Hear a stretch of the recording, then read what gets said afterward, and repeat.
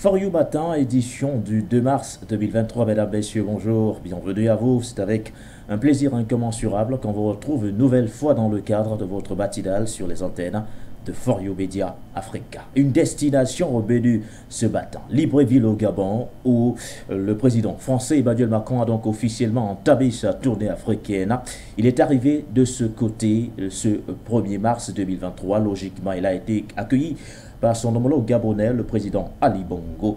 Son arrivée intervient quelques jours après avoir notamment décliné la nouvelle politique française du continent africain. Le président français avait évoqué entre autres la diminution des effectifs français déployés sur le continent africain. Pendant qu'il arrivait du côté de Libreville au Gabon, de vives manifestations ont éclaté du côté de la République démocratique du Congo pour s'insurger contre l'arrivée en RDC du président Emmanuel Macron. Du côté de Libreville au Gabon, le président français prendra part au One Forest Summit, ce sommet consacré entre autres à la protection des forêts tropicales. À côté bien sûr de cette raison avancée par l'Élysée, la classe politique gabonaise s'est également insurgée contre l'arrivée, ou du moins contre la tournée, la visite du président français en année électorale, d'où cette question ce matin dans le cadre de cette émission de For You Matin. La France a-t-elle son mot à dire sur la présidentielle à venir, celle qui se tiendra au mois d'août prochain? Voilà donc la principale interrogation sur laquelle notre principal invité de ce matin reviendra largement. Il s'agit de M. Talo Talo. Il réagit bien sûr en direct de la Suisse. Il est entre autres le conseiller de l'organisation panafricaine espagnole. Avant de lui passer la parole, rappelons d'ailleurs que dans le cadre de cette émission, vous écouterez également la classe politique gabonaise. Nous reviendrons sur les propos entre autres du Premier ministre gabonais, Alain-Claude Bilibaizé, qui a également de son côté évoqué le partenariat qui lie aujourd'hui le Gabon à la France. Monsieur Talo Talo, bonjour à vous et bienvenue. Bonjour Monsieur Nguéné, bonjour l'Afrique, bonjour le monde. Et encore une fois de plus, merci à nos techniciens, vaillants techniciens qui font le miracle pour que nous parlons, nous échangeons, nous communiquons avec notre communauté pour leur partager notre expérience. Et bonjour à tous nos chefs d'État africains qui font, malgré les pressions, font un travail, il faut les encourager. Dans ce sens-là, font un travail pour pouvoir redresser ce continent et nous les encourageons, nous sommes derrière eux, qu'ils n'ont pas peur, qu'ils n'aient pas peur, surtout. Merci. Simple coïncidence ou alors hasard de calendrier. La tournée africaine du président Emmanuel Macron coïncide étrangement avec notamment la grande échéance électorale qui attend le Gabon au mois d'août prochain, la présidentielle. Alors la classe politique de ce côté s'est également insurgée contre cette visite qui coïncide bien sûr avec cette élection présidentielle. On va d'ailleurs avec le concours de la réalisation prendre ses premières réactions. Entre autres, vous suivrez la sortie de Jean Toumé Ayi. Il est le vice-président de l'Union nationale, un parti de l'opposition du côté du Gabon. Il a du mal à comprendre pourquoi le président français effectue une tournée, ou du moins une visite du côté du Gabon en année électorale. Allons du côté de la réalisation. Que les Gabonais eux-mêmes sachent se défendre d'une double oppression, c'est-à-dire qui proviendrait de la France et ensuite du clan Bongo PDG. Si nous ne sommes pas capables de nous défendre face à cette double oppression et que nous passions notre temps à nous plaindre, à pleurnicher d'une certaine manière, nous n'y arriverons pas à sortir de ce double étau. Un chef d'État ne se déplace pas en tant que chef d'État pour faire du tourisme. Donc c'est une raison politique. Chacun peut être un peu surpris de voir un chef d'État français aller en visite officielle dans un pays hors de l'Union européenne en année électorale. Est-ce bien pertinent, est-ce bien prudent, est-ce bien sage que de venir au Gabon au mois de mars 2023 lorsque l'ensemble de la communauté nationale est concentré autour de l'élection présidentielle qui devra avoir lieu au mois d'août? La question que peut se poser l'opinion et que devraient se poser les responsables français, c'est quelles conséquences ou quel regard les Gabonais auront-ils sur la visite de M. Macron au Gabon en année électorale? À tort ou à raison, ils peuvent avoir le sentiment qu'il y a une forme d'ingérence dans les affaires intérieures du Gabon. Le Gabon a quand même connu une année 2009 et une année 2016 qui étaient des années électorales assez heurtées. En 2009, il a fallu protéger la communauté française au Gabon. En 2016, on n'a pas eu besoin de protéger la communauté française au Gabon. J'aurais souhaité qu'en 2023, on n'ait pas besoin de protéger la communauté française au Gabon. Mais je ne pense pas que la visite du chef de l'État français participe de cela. C'est ça le risque. C'est ne se déplace jamais pour faire du tourisme. C'est ce qu'on retient de cette sortie de Jean Totobe Ayi, le vice-président de l'Union nationale, un parti de l'opposition du côté du Gabon. Alors, M. Tallo, officiellement, selon un communiqué rendu public par l'Élysée, la visite du président français Emmanuel Macron du côté du Gabon cadre parfaitement avec la tenue du forum One Forest. Ce forum, bien sûr, qui vise à protéger les forêts tropicales, mais entre autres, bon nombre d'observateurs, la classe politique, notamment du côté du Gabon, y voit entre autres un agenda caché. Aujourd'hui, nous voyons clairement qu'il y a une sorte d'antagonisme qui entoure les véritables raisons du président français du côté de Libreville au Gabon. Et quand on sait qu'il y a quelques mois de cela, vous également, vous avez fait une sortie aux côtés d'Amina Fofana ou encore de l'homme du métro pour dénoncer l'arrivée du président français du côté du Gabon. Alors, comment expliquer cet antagonisme autour des véritables raisons qui entourent la présence du président français du côté de Libreville? Nous avons analysé l'arrivée du président ou le voyage programmé du président français depuis, mais je dirais même avant de nous rendre au Mali. Oui. Et quand nous sommes arrivés au Mali, il était question pour nous de ne pas laisser passer ça. Il était question pour nous en tant que panafricaniste, oui, en tant qu'Africain conscient de la situation de notre continent, de pouvoir interpeller et motiver non seulement notre population du Gabon, mais aussi de l'Afrique en général pour pouvoir se lever et de barrer la route. Il était question pour nous de barrer la route pour que Macron ne puisse pas poser son avion, poser son pied au Gabon. Oui. Parce que nous savons bien que c'est un agenda caché. Ce n'est pas la tournée française de ce chef de la jeune française. Ce n'est pas un hasard. Il n'est pas là-bas parce qu'il y a le sommet pour la protection de la forêt. Il est là-bas parce qu'il y aura les élections cette année, dans quelques mois, hein, au mois d'août, au Gabon, et aussi dans les autres pays où il y a des problèmes. Et là, nous allons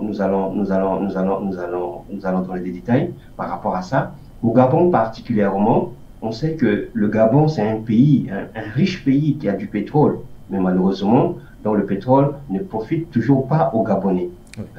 Le Gabon est beaucoup plus riche que les pays arabes tels que ceux-là qui sont devenus des pays, je dirais, qui financent même la France, qui financent même certains pays occidentaux. Oui. Le Gabon aurait dû être plus que ces pays-là. Mais on a vu que toute la richesse du Gabon est toujours dilapidée par qui? Par cette même France-là, c'est-à-dire par la société française qui est devenue aujourd'hui Total Énergie, hein, qui vole et pille ce pays, et ce pays n'a jamais été construit. Donc pour nous, on avait lancé cet appel-là à notre population du Gabon en disant que levez-vous et barrez la route. Nous sommes, même si aujourd'hui cette chef de la junte française a pu poser ses pieds là-bas dans ce pays, nous sommes quand même satisfaits parce que nous voyons qu'il y a eu des réactions. Oui. Il y a eu déjà notre frère qui a été arrêté illégalement avant son arrivée, quelques choix, même plus d'une semaine avant son arrivée, hein, qui s'est levé pour pouvoir parler, qui a l'habitude aussi de parler. Il y a eu aussi l'intervention de ce chef de parti politique. Tout ça, ça montre que notre message a été entendu. Et nous allons continuer dans ce sens. Il n'y a pas que nous, je dis bien sûr, il y a tous les Africains, tous les panafricanistes qui s'est levé, qui parlent non seulement sur le continent, mais aussi à travers le monde entier, qui parlent pour pouvoir décrire, dénoncer l'arrivée de ce dictateur, parce que c'est lui le papa des dictateurs, donc pour ne pas dire criminel, sur notre continent, pour essayer d'influencer, bien sûr, sa visite là-bas, c'est pour pouvoir essayer d'influencer les élections qui sont programmées, essayer de voir, parce qu'à distance, ils ne pouvaient pas le faire. Peut-être ils ont vu aujourd'hui que tout le monde a la possibilité d'intercepter des communications. Oui. Et que s'ils le faisaient, par téléphone, ça pourrait être intercepté. J'aimerais vous dire que hier, j'ai suivi une émission donnée par un Français, ça ne vient pas de moi, qui a dit que le service de sécurité qu'ils appellent le service d'écoute de la présidence de la République du Gabon, à la tête, c'est un ancien militaire français qui s'appelle Jean-Charles Solo.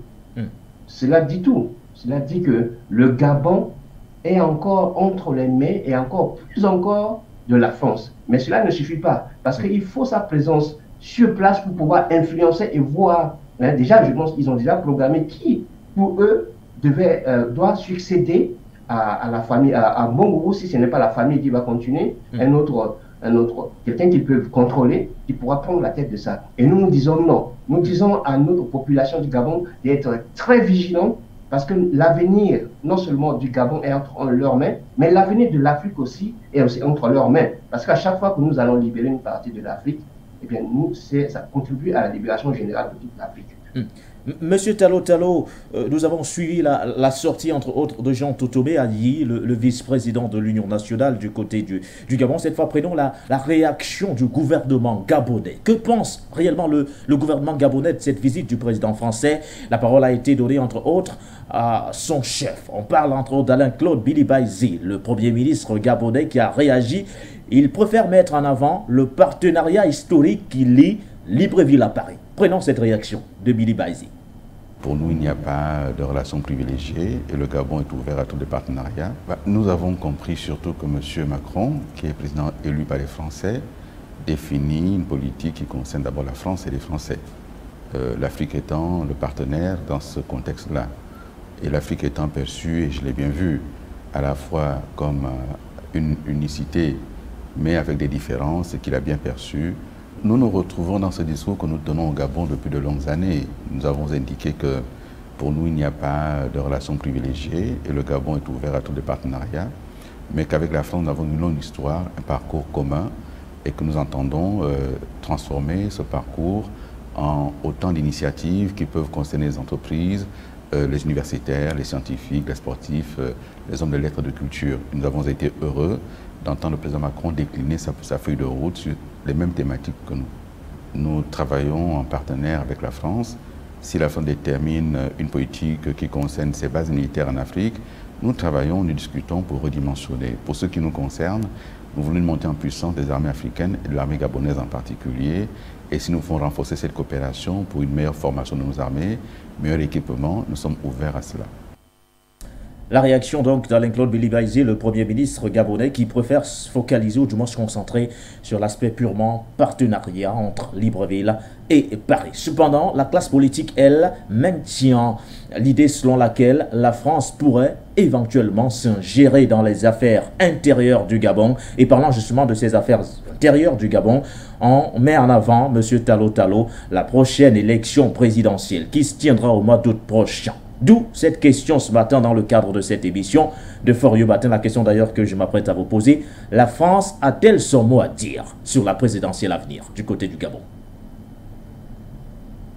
D'ailleurs, je n'ai pas bien écouté, il y avait un problème de son, la sortie du Premier ministre gabonais, mais j'ai compris que lui, il préfère mettre en avant le côté partenariat. Oui. J'ai aussi compris que vous me corrigerez si jamais je me trompe, que ça veut dire que derrière ça, il serait pour, je dis bien, il serait pour les propositions de la réorientation de la politique française qui a été dit par le président de l'Agence française lors de sa conférence à la veille de son venue. C'est ça, c'est bien. Il a dit que Libreville et Paris ont aujourd'hui des intérêts communs, en parlant notamment des bases militaires françaises sur le continent africain ou alors d'autres partenariats. On parle de partenariats économiques et bien d'autres, du moins dans plusieurs domaines. Et il a dit clairement que le Gabon et la France ont des intérêts communs dans tous ces partenariats. D'accord, oui, c'est bien ce que j'ai compris. Il a aussi dit par les montées en puissance des armées, et puis de la formation, tout et tout. Oui. Donc ça veut dire que lui, je pense qu'il veut dire qu'il serait pour ce que Macron a proposé, que nous avons déjà dit que c'est la plus pire des choses que l'Occident n'a jamais proposé pour l'Afrique. Oui. que le président français a proposé lors de sa conférence de presse. Et nous sommes vraiment très étonnés d'entendre ce Premier ministre parler de cette façon. Déjà, premièrement, nous l'avons souligné, que le fait de Macron de pouvoir faire une conférence dans laquelle il va dicter comment l'Afrique va se développer. D'abord, on le dit, je crois que c'est Joseph Kizerbo qui dit, on ne développe jamais, on se développe. Il a fait un discours comme s'il était le président des présidents africains.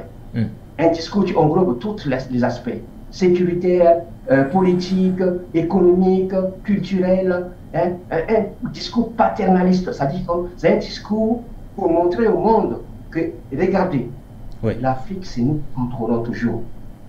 Regardez, ces gens, ils ne peuvent rien dire et vous allez voir, ils ne vont rien dire et personne n'a rien dit. Et on voit que le Premier ministre, la sortie du Premier ministre gabonais, vient confirmer au monde entier que les Africains seraient soumis toujours à la France, ce qui n'est pas le cas.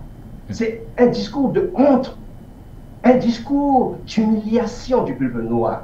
Et que normalement, au lieu de cela, le Gabon devait dire non à la présence française. C'est-à-dire que rien qu'au vu de ce discours-là, comme nous avons dit la dernière fois, que ce n'est pas possible à l'échelle même des êtres humains. Je vais chez vous et je me lève et je commence à vous dicter. Mais je fais une honte pour votre femme, pour votre famille, pour vos enfants, et là vous devez réagir. Mais il n'a pas réagi.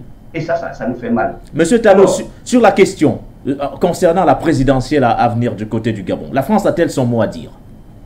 La France n'a pas son mot à dire. La France n'a pas son mot. La France n'a plus à s'ingérer dans les affaires africaines.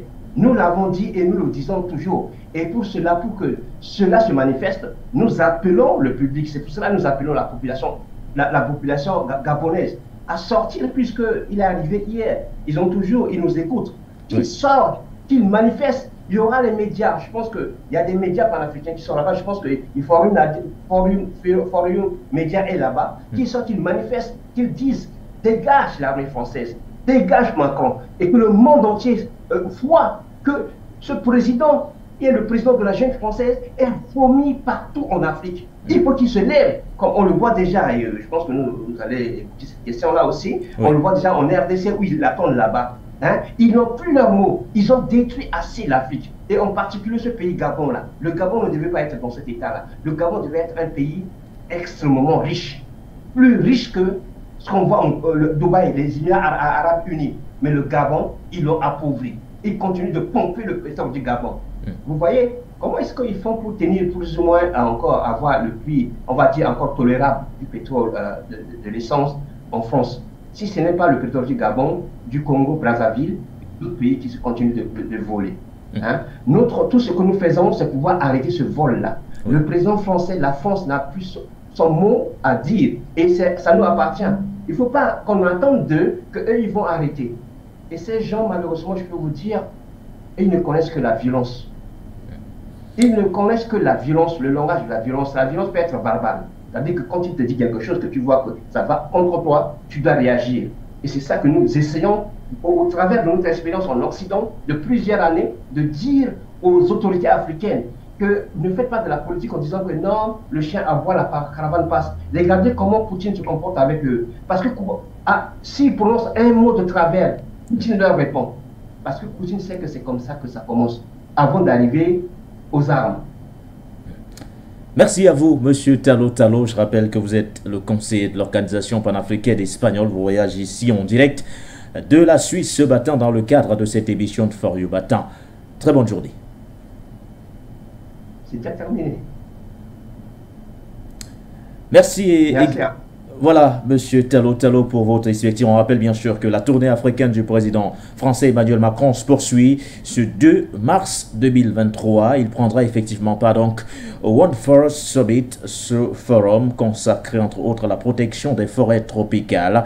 Ça c'est selon l'agenda entre autres de l'Elysée. Il y aura par la suite un entretien avec son homologue gabonais Ali Bongo.